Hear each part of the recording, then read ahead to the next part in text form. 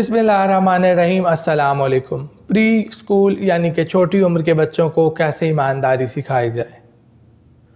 मुख्तलिफ गेम्स जिसमें मिसालें यानी एग्ज़ाम्पल्स के ज़रिए आपने बच्चों के साथ ऐसी गेम्स खेलनी है जिससे बच्चों को ईमानदारी के मानी को समझने और उसको अपने अंदर पैदा करने में आसानी पैदा हो।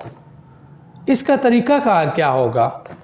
इसका तरीक़ाकार कुछ यूँ है कि आपने अपने बच्चों से पूछना है कि क्या आपको पता है कि सच क्या है और झूठ क्या है।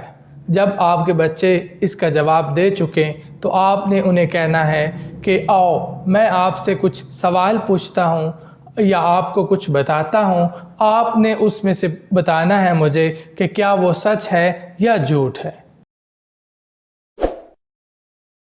अब जब हमने गेम स्टार्ट कर दी है तो हमने शुरू में बच्चों से बिल्कुल सादा और आसान सवाल पूछने हैं। उसके बाद हमने बच्चों से इंसानी रवैयों यानी ह्यूमन बिहेवियर के मुतालिक सवाल पूछने हैं। मिसाल के तौर पर शुरू में हम बच्चों से पूछेंगे कि क्या मुर्गियां दूध देती हैं, सच है या झूठ। क्या हम आँखों से देखते हैं, सच है या झूठ। चींटियां हाथियों से बड़ी होती हैं, सच है या झूठ।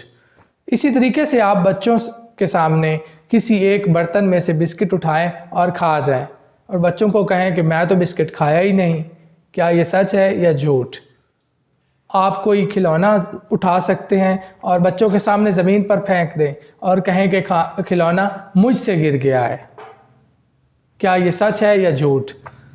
जब आपको बच्चे इन सादा सवालों के जवाब दे दें तो आप उन्हें कहें, वाह, आपको तो वाकई ही पता है कि सच क्या है और झूठ क्या है। इसके बाद आपने बच्चों को कहना है कि आइए गेम के दूसरे हिस्से की तरफ बढ़ते हैं, जिसमें आपने अपने बच्चों से इंसानी रवैयों के मुतालिक सवालात करने हैं। आप बच्चों के सामने ज़मीन पर पड़े हुए कुछ पैसे उठाइए और बच्चों को कहें कि मैं ये पैसे नहीं उठाए, सच है या झूठ है। इसी तरह खाना खाते हुए अपने खाने का कुछ हिस्सा किसी दूसरे बच्चे को दे दें और बच्चों को कहें कि मैंने सारा खाना नहीं खाया बल्कि इसका कुछ हिस्सा मैंने एक बच्चे को दे दिया है, सच है या झूठ। इस जैसे और भी बहुत सारे सवालात जो आपके बच्चों के लिए आसान और मौजू हों, आप अपने बच्चों से पूछ सकते हैं। इसके बाद आपने बच्चों से पूछना है कि सच बोलना झूठ बोलने से क्यों बेहतर है।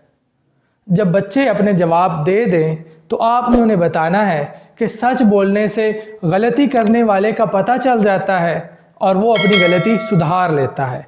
इसी तरह किसी बेकसूर पर इल्ज़ाम नहीं आता, जबकि झूठ बोलने से गलती करने वाला बार बार अपनी गलती को दोहराता रहता है और एक वक्त आता है कि उसे उसका बहुत ही नुकसान उठाना पड़ता है।